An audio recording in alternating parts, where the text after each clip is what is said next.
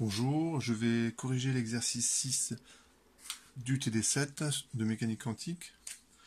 Dans cet exercice, on étudie un système où vous avez un sandwich en fait entre AlGaAs, GaAs, AlGaAs. Al c'est l'aluminium, gallium, arsenic.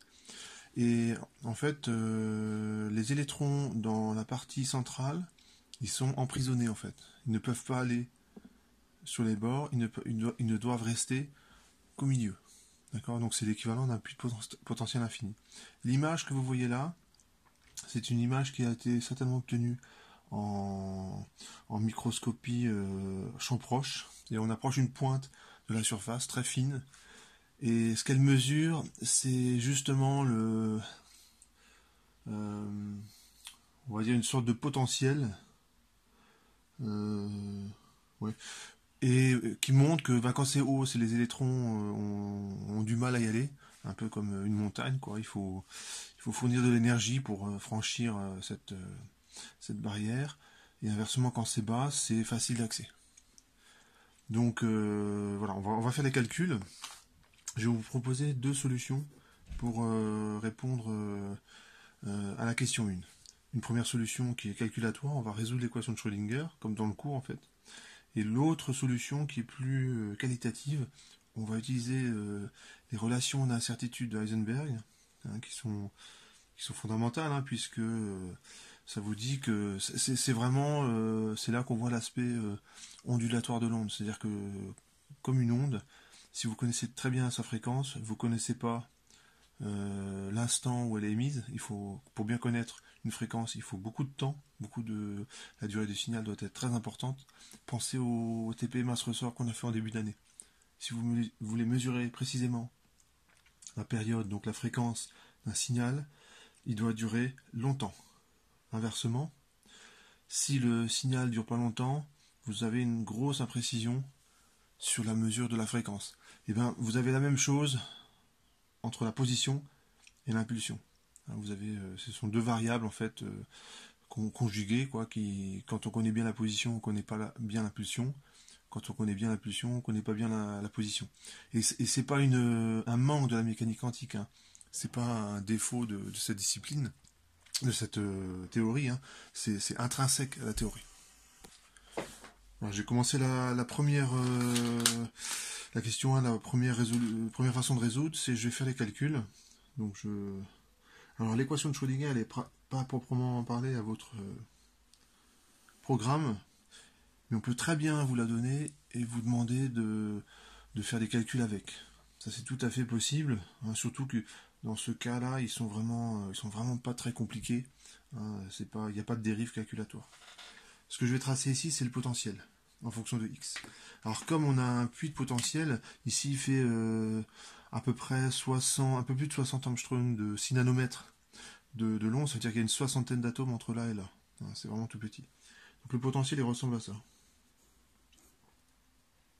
Alors, on va supposer que on va le prendre égal à 0 ici, et puis c'est de nouveau infini sur l'autre bord. Du coup, je ne représente pas.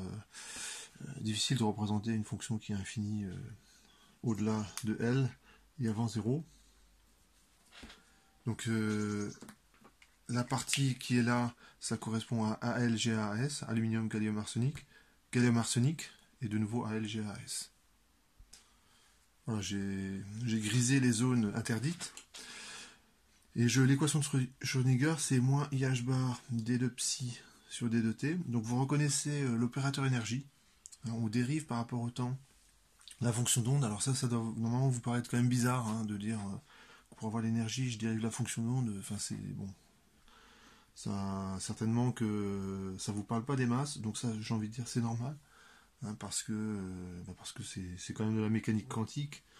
Donc d'une certaine façon, si vous dites que vous comprenez tout et que vous trouvez tout évident, ce serait quand même étonnant, quoi.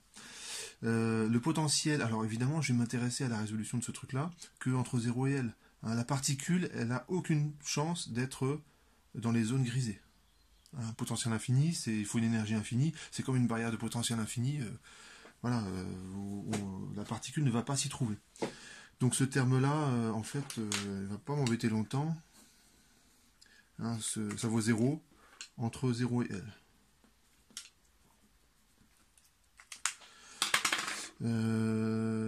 Autre chose, donc je sais que la fonction d'onde est nulle ici, nulle là, et comme elle est continue, je sais aussi, donc je l'utiliserai dans un instant, psi en 0, ça vaut 0, psi en L, ça vaut 0. Et on cherche des états stationnaires.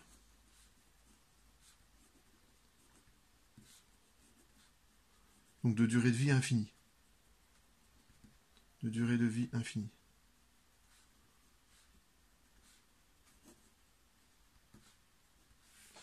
Et s'ils ont une durée de vie infinie, donc delta t égale plus l'infini, alors delta E, l'incertitude sur l'énergie de cet état peut être nulle. Ça c'est important. Donc l'énergie de l'état est parfaitement connue.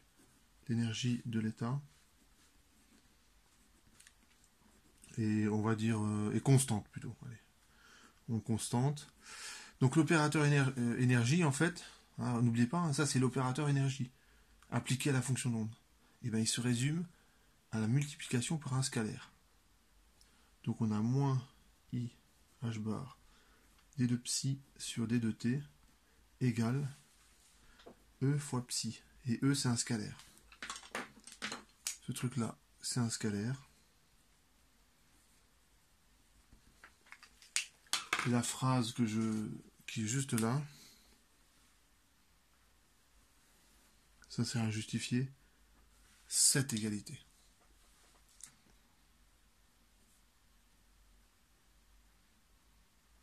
Voilà. Alors je précise que c'est un scalaire, hein, parce que si vous ne précisez pas, ça va être l'opérateur énergie qui dérive par rapport au temps. Et donc quand je fais ça, vous allez voir, ça me donne une première équation différentielle. Après je recopie la suite, h bar carré sur 2m, d de psi sur d de x2, et le troisième, enfin le v fois x, il disparaît de toute façon, parce que v est nul. Comme c'est des états stationnaires, ou des ondes stationnaires, on cherche psi sous la forme de x et du temps sous la forme f de x fois g de t. Donc là je suis en train de refaire le cours. Il est possible que dans le cours ce soit g de x et f de t, bon c'est pas très grave, hein, du moment que ce que je fais là c'est cohérent. Et j'ai deux équations finalement. Si vous regardez, j'en ai une ici. L'équation 1 et l'équation 2. Bon, il se trouve que bon, je vais écrire les deux, mais c'est l'équation 2 qui va me donner, qui va répondre à la question. Donc si on remplace, ça fait moins i h bar d de psi sur d de t. Donc quand je dérive ce truc-là par rapport au temps, hein, quand je dérive psi par rapport au temps, f de x ne dépendant pas du temps, il va rester en facteur. Et je dérive g par rapport au temps. C'est égal à e fois psi, ben c'est f de x fois g de t. Ce que vous constatez, c'est que f se simplifie.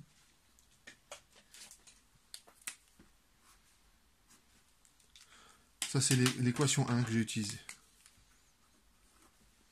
Maintenant, j'utilise l'équation 2. E, f de x, g de t. Cette fois-ci, je dérive deux fois par rapport à la position. Hein, donc, je dérive ce truc deux fois par rapport à la position. Comme g ne dépend pas de la position, en fait, c'est comme une constante, donc ça va aller en facteur. Ça fait moins h bar carré sur 2m. Là, je dérive deux fois f par rapport à x fois g de t. Et là aussi, ça simplifie. Hein, donc le fait d'écrire ça pour une onde stationnaire, vraiment ça s'arrange bien au niveau des calculs. On parle aussi, les mathématiciens ils vont dire on a séparé les variables. Mais là c'est fait rigoureusement. Hein. Pourquoi? Effectivement on a séparé les variables, hein. X et t ils ne se mélangent plus. Normalement psi de x et de t, a priori on a une expression qui pourrait être beaucoup plus compliquée. hein, qui pourrait être beaucoup plus compliqué, où on n'arrive pas justement à séparer les variables comme ça. Et donc, quand j'écris ça, je considère vraiment des ondes stationnaires, hein. F, c'est la forme de l'onde, et G, c'est comment ça oscille, comment la forme oscille, en fonction du temps. Donc finalement, les équations que j'ai, c'est G' de T, ça vaut IE sur H bar. Alors, le moins I, quand je le passe ici, ça fait moins I au dénominateur, et ça fait I au numérateur. Je vous laisse vérifier. Ensuite, ici, j'ai F seconde plus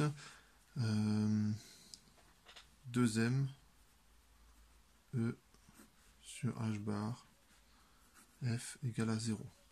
Alors, je sais quoi, j'ai enlevé le temps là. On sait que G dépend du temps et que F. Donc, je vérifie juste mon calcul. Voilà.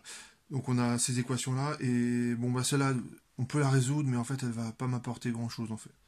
Voilà, en fait je le sais, donc vous pouvez le faire, hein, c'est pas une équation très difficile à résoudre, mais moi j'ai focalisé mon attention là-dessus, sur cette équadif là.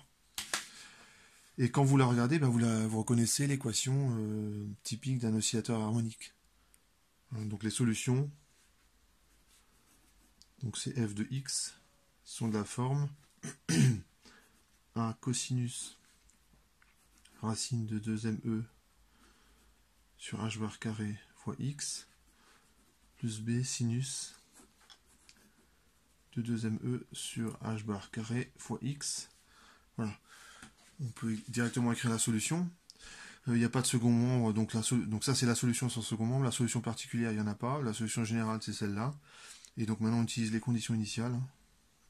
La solution sans second membre égale à la solution générale. Voilà, donc gf de x. G de t vaut ce que ça vaut. La seule condition, c'est que G de t soit pas nul. Donc a priori, bah, ça va pas être le cas parce que G de t, c'est de la forme... ouais, je vais l'écrire, ça va être plus simple. G de t, c'est de la forme une constante exponentielle moins IET sur H bar. Voilà. Et donc ça, c'est toujours différent de 0. C'est ça qui m'intéresse. Hein, j'ai différent de 0. Donc, comme la fonction d'onde s'annule en 0 et en L, la fonction d'onde, elle est là, que G de t ne s'annule jamais, c'est F qui doit s'annuler en 0 et en L. Donc les conditions initiales, c'est F de 0 égale 0, et F de L égale 0. Alors de cette première égalité, F de 0 égale 0, je déduis... J'en déduis que A cosinus de 0 plus B sinus de 0 égale à 0. Et donc forcément A, ça vaut 0. Hein, pourquoi? Parce que le cosinus vaut 1, le sinus vaut 0.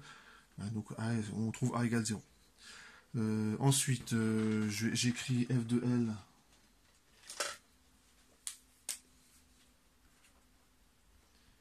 égale à 0. Alors comme cette fois-ci, je sais que A est nul, je ne m'amuse pas à réécrire ce terme, ça sert à rien. Donc ça fait B sinus de 2me sur h bar carré fois L égale à 0. Alors normalement, vous devez être relativement à l'aise avec ce genre de calcul. Hein, ça ressemble à ce qu'on faisait en début d'année avec les ondes. Donc normalement, ça doit aller tout seul, quoi. Vous devez être relativement à l'aise. Peut-être pas la première fois que vous avez vu ce calcul-là en début d'année, mais à ce niveau de l'année, en fin d'année, ça ne doit pas poser de problème. Le sinus, il s'annule, sachant que B est différent de 0. Chaque fois que ça vaut pi, à un entier près.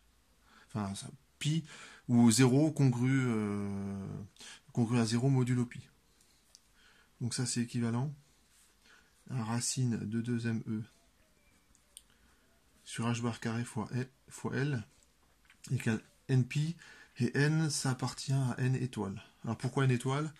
Parce que si n égale à 0, ça c'est nul tout le temps, Et donc on a une fonction psi, fonction d'onde psi qui est nulle, donc pas de particules, donc aucun intérêt. Je fais mon petit calcul, je finis le calcul et je trouve du coup l'énergie dépend d'un entier n et ça vaut, alors là je vais faire le calcul de côté, je vais mettre le résultat. Donc ça revient juste à isoler l'énergie. Donc ça vaut n carré pi carré, le h bar carré se retrouve là, divisé par 2 ml carré. Donc enfin bon, il y a quelques lignes de calcul qui sont pas très difficiles. On peut faire une petite simplification, puisque h bar ça vaut h sur 2 pi. En fait ce truc là, on peut remplacer h bar par h sur 2 pi, et ça simplifie un petit peu. Bon, c'est équivalent. Ça fait h carré sur 8 ml carré. Bon, c'est exactement la même chose, hein, c'est juste, au lieu d'écrire avec h bar, je l'écris avec h. Ça fait une expression qui est un petit peu plus simple. Donc, j'ai répondu à la question 1, je fais les versions qui est plus qualitative, qui utilise la relation d'incertitude de Heisenberg. Donc c'est la deuxième version qui est qualitative.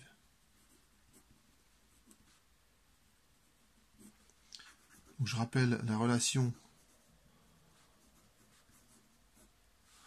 d'incertitude d'Heisenberg. C'est l'indétermination sur, ou plutôt l'écart type sur x, fois l'écart type sur p de x, c'est supérieur ou égal à h bar. Et donc ça c'est son ordre de grandeur. Ça veut dire ordre de grandeur, c'est L. Pas très bien dessiné. Allez, on va dire c'est environ égal à L. Delta Px, donc j'en déduis delta Px qui vaut à peu près h bar sur L. Donc ça c'est mon point de départ.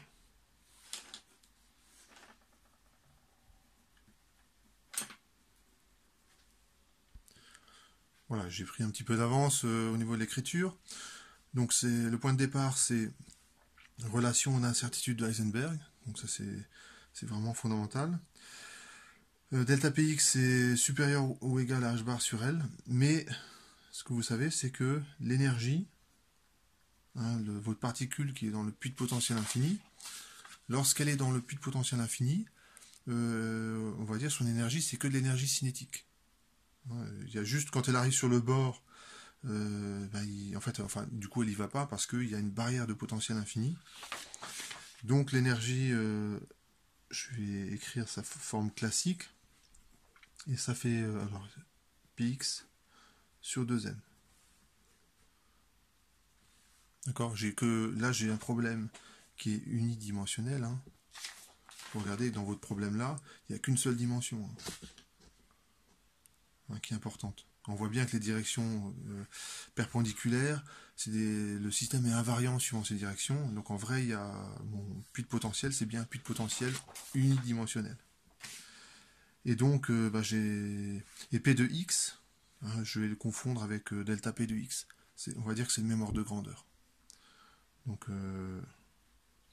on a P de x qui est le même ordre de grandeur que delta P de x.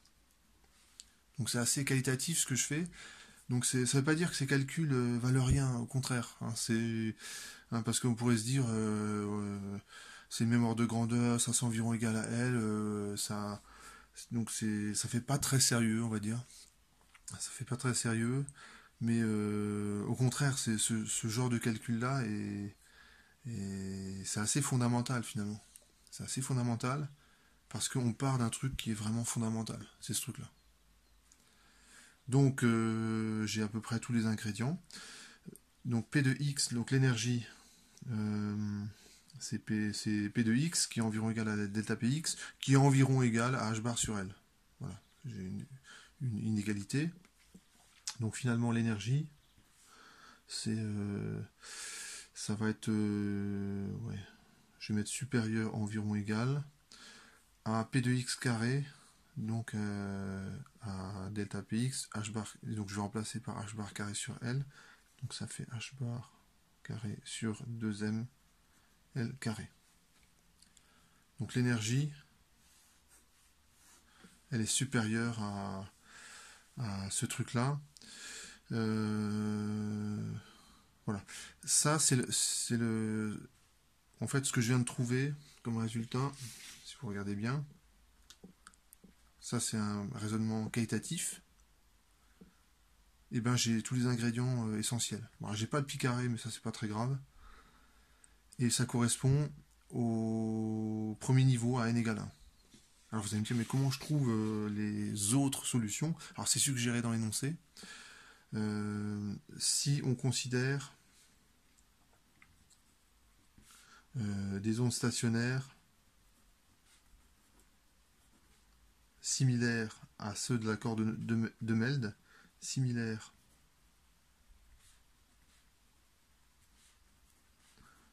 à ceux de la corde de Meld,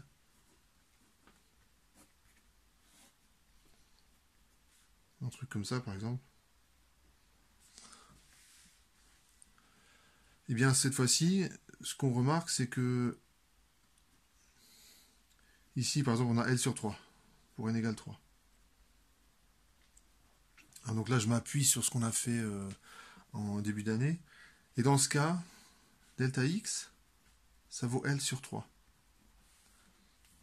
Pourquoi? Parce que la fonction d'onde s'annule ici et là. Donc d'une certaine façon, cette zone-là et cette zone-là, elles ne se parlent pas. Hein, c'est-à-dire que parce que la fonction d'onde s'annule là et là. D'accord? Et donc, si je reprends mon calcul et je remplace L par L sur N, et ben je trouve, où N vaut ici 3, mais j'aurais pu prendre N égale 2, N égale ce que je veux, hein, du moment que c'est un entier. On remplace L par L sur N. Et donc on arrive à l'expression de l'énergie E de N, qui vaut H bar carré sur 2ml carré. Alors, allez, je vais mettre environ égal. Voilà. Bon, je suis d'accord qu'au niveau du raisonnement qualitatif, bon, il y a quand même des écueils dans ma démonstration. Mais l'intérêt quand même de ce calcul-là, c'est que je pars d'une inégalité vraiment fondamentale, qui est la relation d'incertitude de Heisenberg, et que j'ai quasiment la bonne forme. Hein, ce qui me manque, c'est le pi carré. Alors bon, pi carré, ça vaut quand même 10, donc c'est quand même un facteur 10, mais c'est quand même pas mal d'arriver qualitativement à retrouver le résultat. Voilà, pour la question, je pense que j'ai fini la question 1. Voilà, c'est vraiment la grosse, je trouve la question la plus délicate de cet exercice, hein, qui demande beaucoup de travail. Alors, le pi quantique, en fait, il sert c'est un détecteur de photons, hein, c'est-à-dire, c'est un capteur en fait, et les électrons qui occupent ce puits de potentiel, lorsqu'ils reçoivent un photon, pardon, ils vont passer d'un niveau d'énergie à l'autre. Et donc, tous les niveaux des transitions ne sont pas permises, hein, puisque l'électron il ne peut pas prendre n'importe quelle énergie. Vous avez forcément la relation qui vous donne. Hein. Donc là, mon système quantique, je vais le représenter comme ça. Pour n égale 0, j'ai un certain niveau. N égale 1, pardon. J'ai un certain niveau. Pour n égale 2, j'ai un certain niveau. Donc vous voyez, ma façon de représenter un état quantique, vous serez toujours embêté par la représentation d'un état quantique. Donc c'est comme ça que je vais le représenter. C'est-à-dire que l'électron qui est prisonnier dans le puits de potentiel, il va occuper un de ces niveaux. D'accord? Par exemple, je vais prendre, certainement qu'il va occuper le niveau de plus basse énergie. Et lorsqu'il reçoit un photon,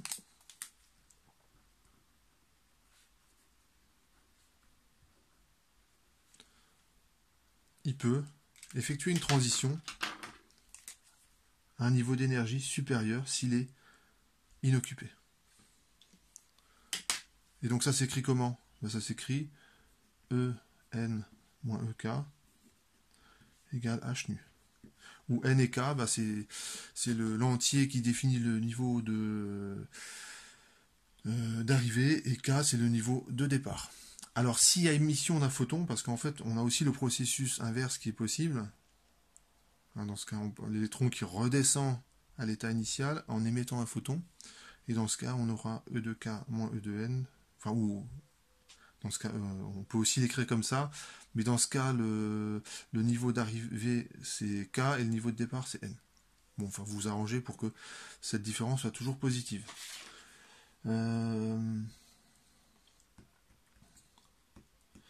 Voilà, donc j'ai répondu à la question A. Hein, c'est une histoire de transition entre des états d'énergie bien déterminés. Et on vous demande nu de 1 et nu 3. Donc, et les longueurs d'onde correspondantes. Donc ça va donner quoi? Ça fait E de moins E de 1 sur H. Je remplace par l'expression de E qui est là. Donc ça, je mets en facteur H bar. Donc je vais prendre H, celle avec H. Donc celle que j'ai écrite en rouge. H carré sur 8 ml carré. Ça, je peux mettre en facteur 4 moins 1. Et donc, et je n'oublie pas le 1 sur H, qui est là. Et donc, nu de 1, c'est égal à 3H sur 8 ml carré. On va faire le petit calcul. Et il faudra que j'en déduise la longueur d'onde correspondante. Alors, pour la longueur d'onde, on sait que nu égale C sur lambda. Lambda, c'est C sur nu. Donc ça fait 8 ml carré fois C sur 3H. Donc il ne reste plus qu'à faire l'application numérique. Voilà, j'ai fini l'application numérique. Je trouve ça. Et je trouve une longueur d'onde qui est proche du visible. Et en fait, on est dans l'infrarouge. L'infrarouge lointain. Donc c'est le genre de longueur d'onde qu'on ne peut pas voir et qui correspond à un rayonnement. En fait, on le sentirait sous forme de chaleur, ce rayonnement. Donc les caméras infrarouges, vous avez certainement des capteurs comme ça à l'intérieur pour repérer ce genre de photos. Je vais faire la même chose avec nu 3.1. Donc là, je vais faire l'application numérique. Voilà, donc j'ai fait l'application numérique. Je trouve quasiment 1000 nanomètres. Donc là, je suis dans l'infrarouge proche. Là, c'est lointain. Là, vraiment, là, c'est l'infrarouge proche. On va dire que on peut presque le voir. On ne le voit pas, mais c'est vraiment à la limite du spectre visible. Une petite remarque, lorsque j'ai fait l'application numérique, on vous dit que la masse de l'électron, c'est pas la masse de l'électron. Pour l'application numérique, on vous dit que la masse que vous prenez pour l'électron, c'est 0,067 ME. Alors ça, c'est bon, on est obligé de le faire parce que sinon on trouve pas les bonnes valeurs. Surtout que là, il y a une grosse différence. C'est quasiment, je divise la masse de l'électron par 10. Et en fait, c'est pour rendre compte du fait que l'électron, il n'est pas seul dans le puits de potentiel. On a quand même, si vous regardez le modèle qu'on a fait, c'est quand même un modèle hyper simpliste. Un truc où vous avez un nombre très important d'atomes.